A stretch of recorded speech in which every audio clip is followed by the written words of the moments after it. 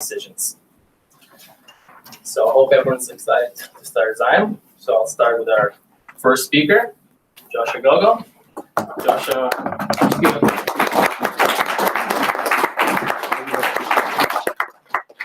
Joshua is an economist, chartered investment manager, and a financial analyst with over 20 years of experience in business, economic, finance, and investment consulting. He has a bachelor's degree in chemical engineering, a master's in computer information science, and an MA and PhD in economics. His work life took him to many countries, including UK, France, United States, Canada, Nigeria, Venezuela, Algeria, and many more. Currently, Joshua is the principal consultant and CEO of LBCS Consulting. He's been engaged in excessive research and investment, finance, economics, developing unique and innovative solutions to individual business and private organization challenges. Currently, Joshua lives in Port McMurray with his family and enjoys life on water, hiking, tennis, and soccer. So without further ado, please welcome Joshua.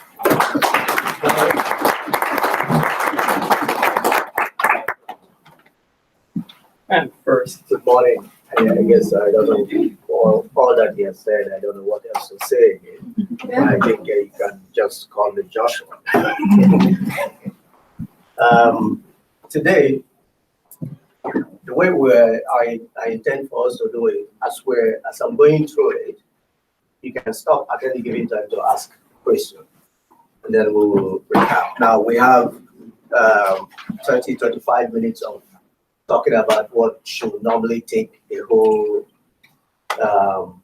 year of talking and coaching and mentoring, and so then what the best we can do here is to bring out there what we need to know, what we need to understand.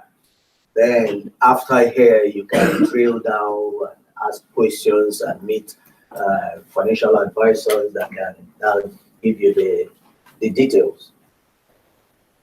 So, good morning. morning. Good morning. Just a disclaimer. No part of this presentation is intended to sell any financial product, any securities, or anything. Right? It's just education.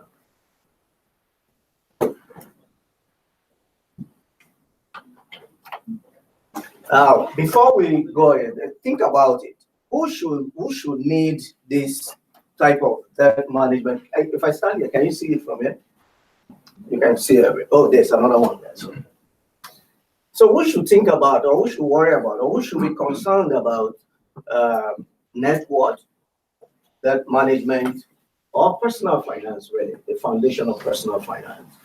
Now, ask yourself these questions. Do you worry about financial security?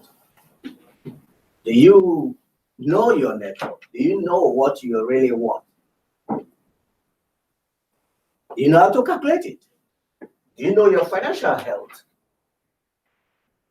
Now, when you talk about financial or fiscal health, from time to time we do medical checkup to check our financial fiscal health. Now, financial health, from time to time you should do checks like that so that you understand. Do you know it? Do you feel in control of your finances? Do you worry about your financial security? Do you have more than 2 credit cards? Now that's a big question, right? Are you thinking of bankruptcy? Are you worried to the point that you're saying, "Oh my God, I mean, am I going to declare bankruptcy, or what is going on?" Right? And what will happen if you declare bankruptcy? Is it just going to be you and then you move on, or is it going to affect family? Is it going to affect children? Is it going to affect grandchildren? Are you going to lose your business? Do you know how credit cards and loans work? Really, besides sign up below the dotted line and take the money and move on. Do you really know how it works? If you are worried about all these questions, or if you don't have the answer to any of these questions, then this presentation is for you.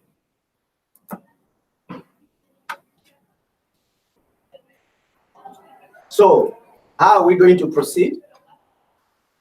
We'll try to talk about the basics of cash flow and net worth and what they are, why they're important, and what is the market really for credit cards and debt, because the two go hand in hand, as you will see. How do individuals and families sleepwalk into financial crisis, into debt crisis? Because I can assure you, nobody starts off saying, I want to go into financial crisis. So I can say people choose it deliberately. But even if we don't choose it deliberately, by our actions, or really more importantly, by our inactions, that's the sleepwalking, we choose financial crisis. So we'll look at how it happens and how to get out of it. It's not the end of the world. So there's always a path out. It will require changing a bit of what we are used to doing, but there's always a path out of it. And what are the do's and the don'ts of borrowing and personal credit?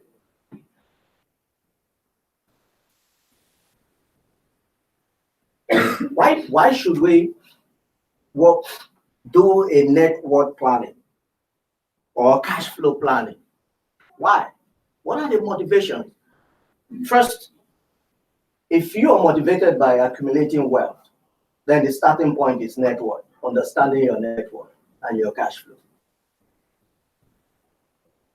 You will find, besides waking up one morning and finding out that you won the lottery, you'll find only very few rich people who don't understand their net worth, their cash flow. Even if you won the lottery, if you don't understand your net worth and cash flow, you will lose everything. So, if you're motivated by protecting what you have created or what you're going to create, the wealth and the financial wealth or physical or any wealth you've created, because if you don't do that, when bankruptcy happens, everything will be taken away. So if you're interested in protecting something you've worked hard for, or your parents worked hard to pass to you, then understanding your net worth must be very important to you. If at some point you want to retire, so now you're creating the wealth, you're creating the assets, at some point you want to convert that and work less, then understanding it is also important. Then you want to do it. And if you want to ever think about transferring wealth to the next generation, then it is actually net worth you can transfer at the end of the day. Main reason for undertaking network planning: establish financial discipline. That's the planning part. Because it's the discipline that goes into the planning. Right? So have a strategy to achieve future financial goals. And you will see why all this is very important. To be able to measure financial progress, you need network planning. Because that is what you are really planning. And that is really, network planning is really the path to financial security. Financial security is never an accident. There's no such thing as I accidentally got financially secure. Right? You have to plan it, and the path is planning your network.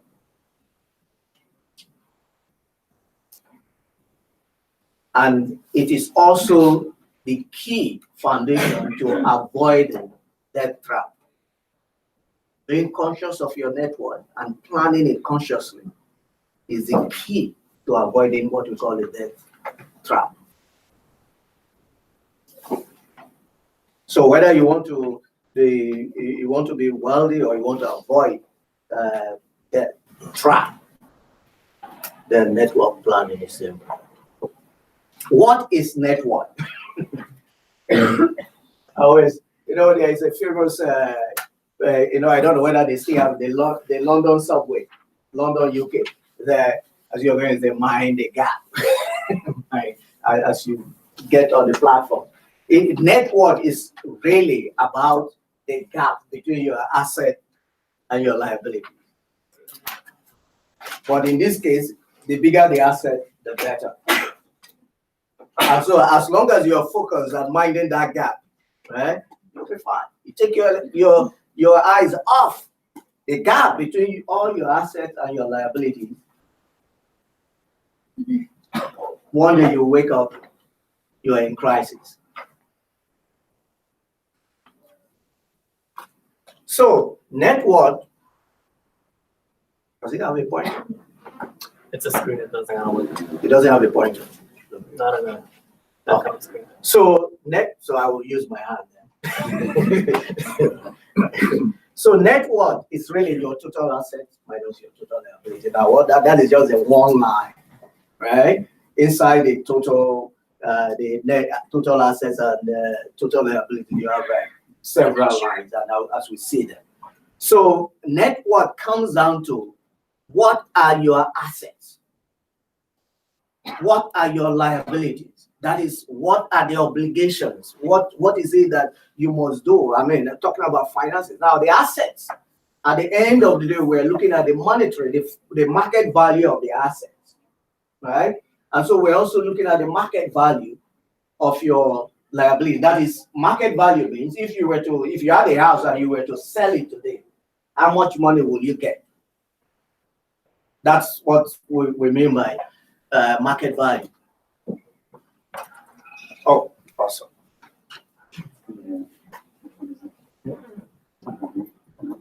Yes, thank you. So, Might not work on the TV. that's why It won't work. Okay, this absorbs it. Yeah. It's one of those things, those technology that they use to count the number of people watching the advert. Literally. So, preparing for net worth planning, the starting point is to have a net worth statement. Every business has a financial statement, right? But it starts with a basic statement of what your assets are and what your liabilities are. Every individual has some asset, whether it's human capital, that is, you don't have the cash yet, but you can convert it through labor or some work, or has liability, whether you're going to be hungry at some point in the day. Right? So understanding that, having a statement that is a written down line by line and capturing those things is a building block of understanding your network. It is not some science that will take a whole long time to figure out. It is very personal and experiential. That is, you wake up, you know the things that you have, and you know the things that you spend money on, and you know the things that bring money or can bring money.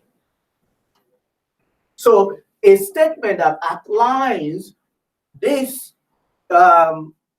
itemized assets and liabilities is what we call the net worth statement, right? Then when you've done that, you now get to the calculation of it. So you put values to all the assets. First, you outline, you list all the assets, and then you put value. Some of them you don't know the value. For instance, you have an art that is 100 years old, passed down by a great. You don't really know the value, right? But if things really get to head, you might want to convert it to money if you really need to. So you things like that will take time to figure out what they are worth. But things like your salary, or your home, or your bank account balance, all these things have values that you can easily see and observe. So some things will be tricky to get down, but some things will be easy. When you've done that, now, net worth planning is only important if you do it periodically. If you do it one time and you forget about it, things have changed since the last time you looked at it. Second, if you're really trying to grow wealth or you're driving at financial security, then it is your net worth that actually grows. So if you want to see how well or not well you're doing, you have to look at it periodically. What do you mean by periodically? Every 3 months, every 6 months, every year? It depends on how liquid or how changing, how your network is changing and the margin, the gap, right? For instance, if you have very complex system of investments everywhere and you have maybe a financial advisor that is looking at it, then you can meet him or meet her once in 6 months, once a year to look at it. But if you have very liquid set of assets that are changing, for instance, you're fully invested in the stock market, or you have credit cards that you have to pay, or you have loans, or you have a lot of children that you must be worried about their school tuition every quarter, right? So it's your needs really that determine. But I strongly advise that at a personal, individual level, right, it's good to have one full review at least once a year, but looking at your credit card statements, your loan statements, and your income at least once a quarter. But if it's your credit card statement, there's even another reason to look at it once a month, fraud, right? So you can look at it to identify, but by looking at your credit card statement once a month to look at whether you're motivated by making sure nobody's using your credit card, or you will scan through the big items going out and your credit card balance, at least on the liability side, right? You might not worry so much about the asset, but you have to worry about the liabilities every time, right?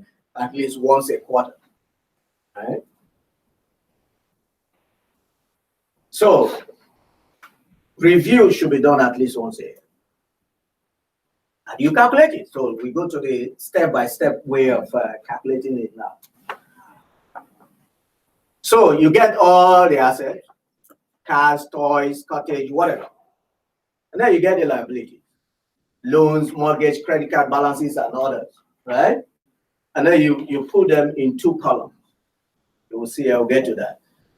Now, net worth becomes the amount by which the assets are above or below or are the liabilities.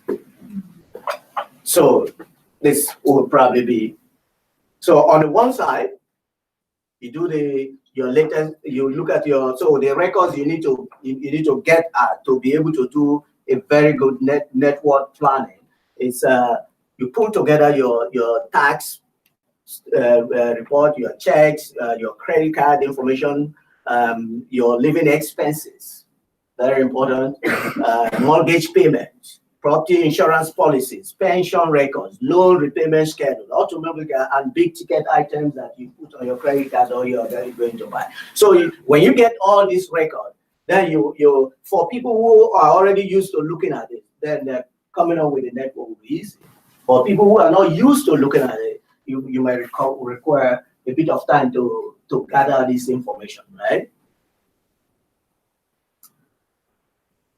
So when you have this list, now you put them into categories, right? Some assets are considered liquid, like cash, your bank balances.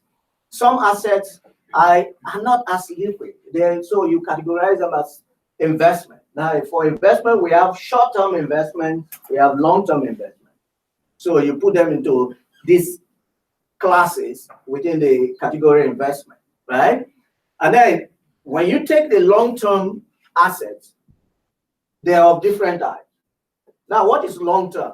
Long-term assets are assets that you put your money in that you will not require immediately. I want to describe it in those terms. But in the long run, they are going to be good. In the short run, they might not be good. For instance, if you buy a house, right, your down payment, closing costs, and if you try to turn around to sell it in 3 months, you might lose money.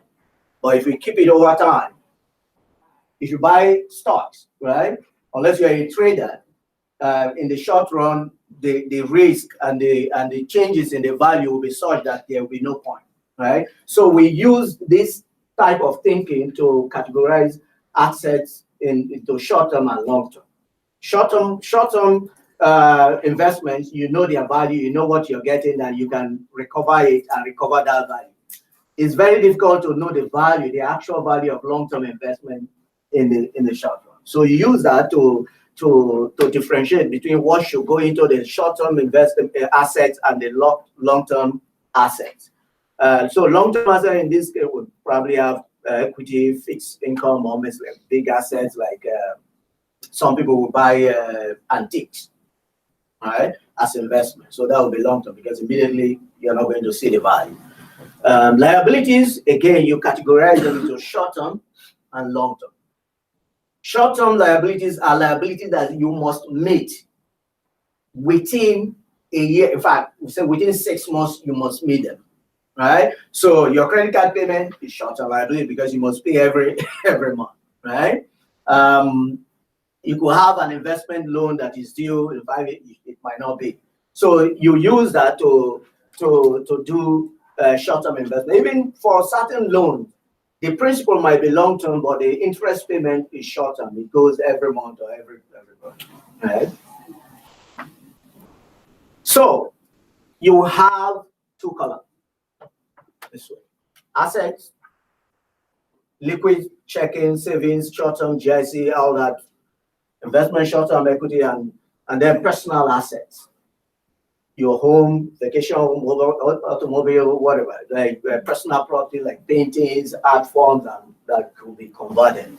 Then on the liability, your current bills, your credit card, installment loans, your long-term, your mortgage loan, home equity loan, car loans, real estate loans, student loans. These are all long-term. Your life insurance loans, if you take out money from your life insurance. Into cash flow. So when you've done that, you calculate the total value of this, you calculate the total value of it, and then you do this little one-line thing. This gap is the net worth. It could be negative, it could be positive. If it's negative, you're bankrupt technically. That is, it means that if we were to sell everything you own, you will not be paid. You will not be able to cover all everything you owe. That's what bankruptcy means. The only reason you're not feeling it is because the people you owe are not coming for their money. If they come for their money, you don't have a way of paying up. So this is the beginning. That's why the gap is so important. Financial health, whether bankruptcy or Now, cash flow. What is cash flow? Say if net worth, if net worth is the vehicle, right, to wealth, to financial security, the engine inside that vehicle is the cash flow. So you can't really talk about net worth fully without understanding your cash flow. That is, how does money come in? How does it go? Because it is what is left of your cash flow, what your net cash flow, that you can pass into your net worth to either increase it or reduce it. So if your net cash flow is negative, then you are drawing down on your net asset, your net worth. If it's positive, you're building up your net worth. So again, a zero net cash flow can lead to increase in net worth if part of the money or what made it zero is going to pay down debt, the liabilities. Remember, to increase your net worth, either you decrease your liabilities or you increase your assets, or you increase your asset more than the way your liabilities increase. But you don't want to go that far. Your liabilities are reducing faster than your assets.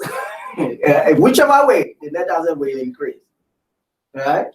So sometimes your balance your cash flow, so you earn $5,000 a month, everything goes. But if most of this is going into paying down your debt, your net asset is still, your net worth is increasing.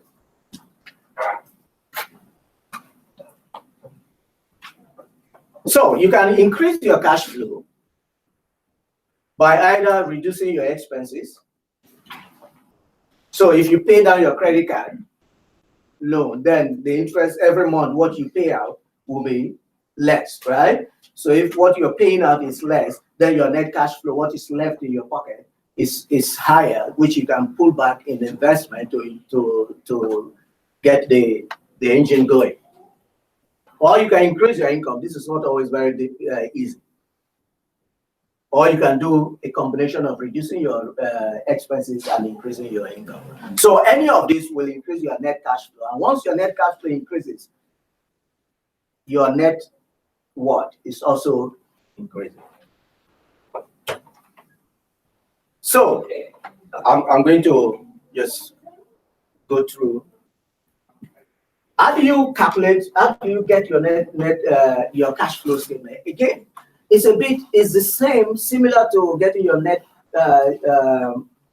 worth statement, but this is more few. This is what happens every month. So the net worth is at least once a year, but the net cash flow is at least once a month. You look at what is coming in and what is going out. More importantly, how is it coming in and how is it going? Are you happy with how it is going out? If you're not happy with how it's going out, you do something. Is it going out faster than it's coming in? You do something. Is it not coming in enough? You do something. So how do you do that? You look at all your income sources. Salaries, employed earnings, dividends, interest, all where the incomes come from, and then you look at where they're going. You say it's not by accident that the tax man is at the top, right? Because I tell people, right, if you're planning a great future, that is with a good net worth, very good one, net worth down the road, there are two entities you must be at peace with. Two entities. If you believe in God, you must be at peace with God, because He's the only person that can let you see that future. The other person is the tax man, because really the tax man is the only person that can bring you down when you see that future. The problem is he doesn't even talk to you when you're not in that future. So it's like, so you can go about thinking that he doesn't exist, and then tomorrow you wake up, your network is, and then he comes, look, listen, how did you get here after 15 years?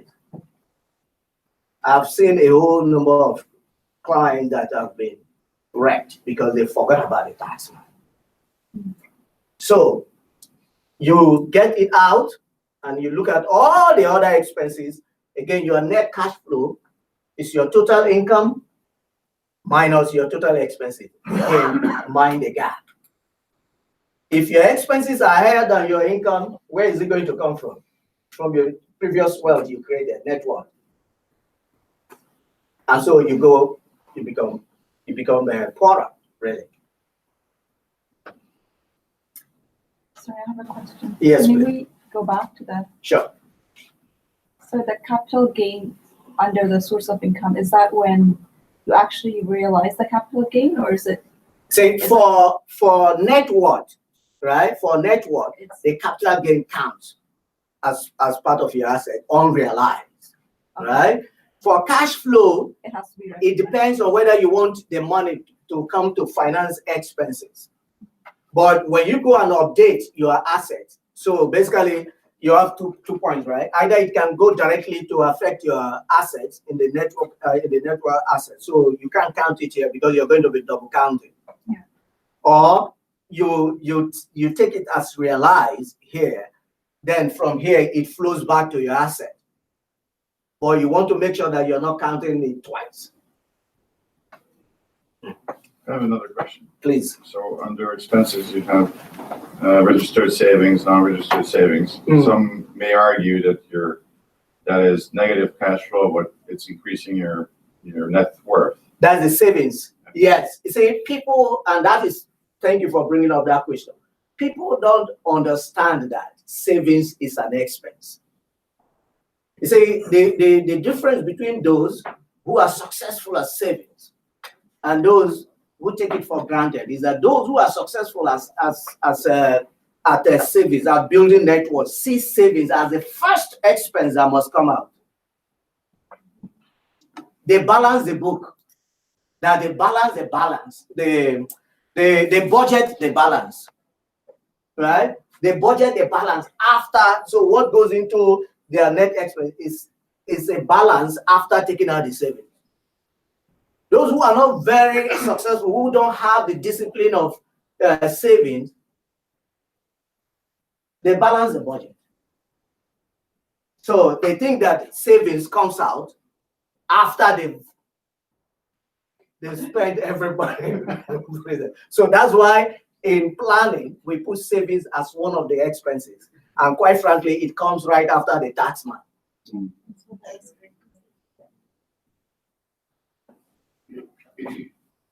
And wherever you're taking it to, doesn't matter, it goes to increase your net asset, your net worth. Yeah. So, increasing net cash flow within expense reduction, and because of time, I'm just going to blow by. So, expense reduction, increasing your income. Expense reduction is important, especially when you need to restructure debt. People don't understand something that if the debt is overwhelming, you can call your creditors and restructure it for lower payment and more manageable. And then you decreasing your expense will also mean making sure that you are not spending money on things you want. You know, sometimes there's a way we define what we want as what we need. Right? That's the biggest issue and I will talk back on that when I'm looking at them with the remaining time. But this part, you can also increase your net cash flow by enhancing the return on your investment. This is where you talk to your financial advisor. If your financial advisor is not giving you this return, you are at liberty to fire and retire. It's not the one that it's not your grandmother you leave your own work with when you're in school, and then you play back for that, reminding you when for not to be right. So credit and debt. Okay, I'm going to read. Credit and debt. Now, this is a two-edged sword. The difference between credit and debt is simple. Credit is the intention to go into debt. So you go and acquire the capacity, right, to go into debt, right? Debt is actually when you've actually spent the credit. When you've used the credit, it becomes debt. So your credit card balance is your debt. The available credit, that is your credit, the capacity to spend.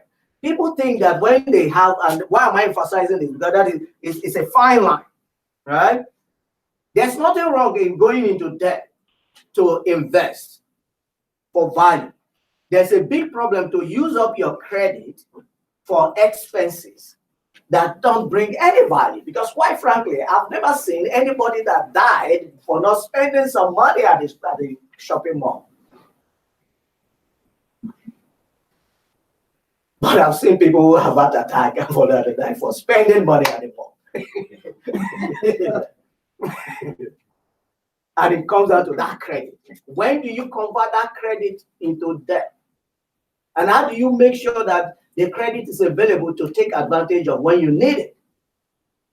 That is the basis of credit and debt planning and management.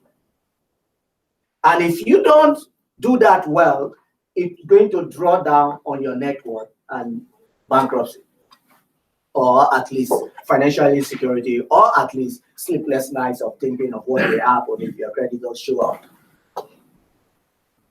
Right? So there are advantages and disadvantages of credit. Now, the disadvantages, simple. Credit means if you use it, the interest you're going to pay is the cost. And when you are paying the interest rate, remember that interest payment is the same money you need to invest to increase your net worth. So interest rate does not, the interest you pay does not just go one time. When it goes, one, two, you lose the investment opportunity that you could use that money for. And then the temptation to spend because you have the credit, right? And then the potential benefits of credit reserve is lost as an emergency or as an investment tool if you're maxing up your credit balance. Going to rush through it. So there are forms of consumer debt. You have the credit card, the charge card, the personal line of credit, the personal loans, and overdraft protection. People don't really see this as a big problem because when you see, but it is overdraft. They take money, they charge you, they pay, all kinds of things. Some of them they will manage to sell you insurance for money you've not spent. How do you pay for insurance for money you've not spent? Right? So it adds up. It adds up, all these things. How do they determine your credit? Of course, your credit history, your credit worthiness, which comes down to your history of managing credit, your capacity, which affords the debt, and the capital, the net worth. You see, the net worth means that the higher your net worth, the higher the credit you're going to have, which means once you're rich, you can be rich. That's why it's easy to get richer and richer once you're rich, because at some point the bank really wants you to borrow money from them. You want to get to that point.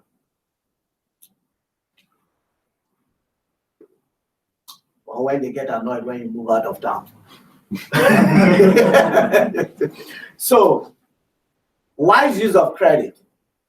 Buy a house on credit is fine, it's smart, it's an investment, it brings more value. Financing education with credit is fine, it brings higher value. Buying a car for a specific purpose, like for generating either for work or for business, it's also fine. Car, because your neighbor has that car, not so fine. Bad use of credit, discretionary consumable. Credit card debt other than consumer is the worst type of debt because the interest is high and you probably use it for expense and you have to keep it. Financing a car loan for longer than the life of the car is a bad use of credit. But most people do that. So when you take credit to buy a car, pay it up within 5 years. Don't go and take a car that will start giving you a problem in 5 years and then the loan is 10 years.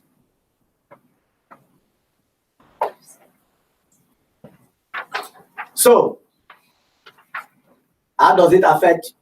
Talked about that. Bankruptcy can lead to asset seizure if you go into bankruptcy. Now, debt trap. The debt trap that you don't want to go. That's the enemy of net worth. See, net worth is what you want to pay attention to. Cash flow is the engine. Debt trap are all those potholes. The road you must not take or you must avoid is debt, right? Endless cycle of reborrowing. So you're using one credit card to pay off another card, or you're taking one loan, you're going nowhere. High interest rate loans. They will put you in trap. That short-term loans, like payday loans, you go and then interest is 200 and something. Yeah, it's small money, but if you don't pay once, it ramps up and you're finished, right? Some result of debt trap, if you get into that debt trap, you'll be exhausted just paying. The only thing you're thinking of is how not to be late on payment until you get exhausted. And sometimes depressed, and bankruptcy is close. Once you're in the debt trap, bankruptcy is very close. And then your financial insecurity and stunted financial growth. How to manage and eliminate debt. Avoid the debt trap. Budgeting, we can go into details in this. Right? Budgeting is critical. Debt reduction schedule, sometimes do it. Sometimes consolidate and pay only one. Don't pay 10 loans at the same time. Sometimes consolidate and pay once credit counseling is critical. If you feel overwhelmed, seek help. Help can bring about lower interest rate, negotiate the payment, restructure really all your debt and put them in a way that you can manage. Determine a realistic time for your debt to be eliminated. It's a lot of discipline. Conclusion. Net worth is very good to financial security.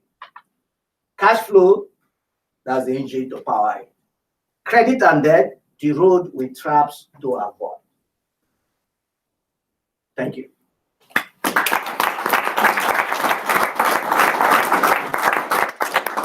have a few minutes for questions. Yeah. Yes. Go back to the previous slide, debt income ratio. Okay. Is that the one?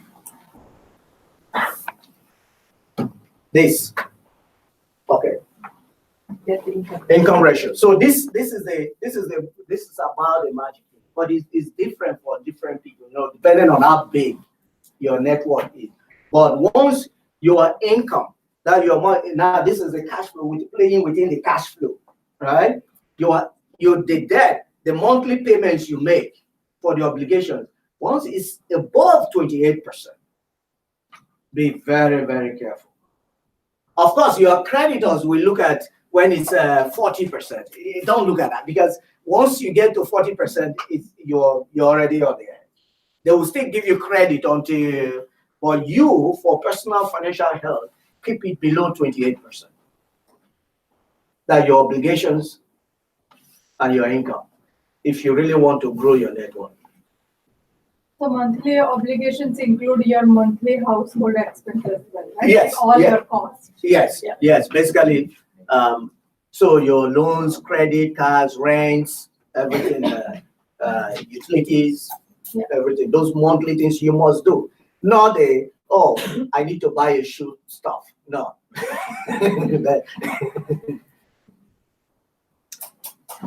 All right, that's all the time. Thank you, Joshua. Thank you. Yeah. Thank you.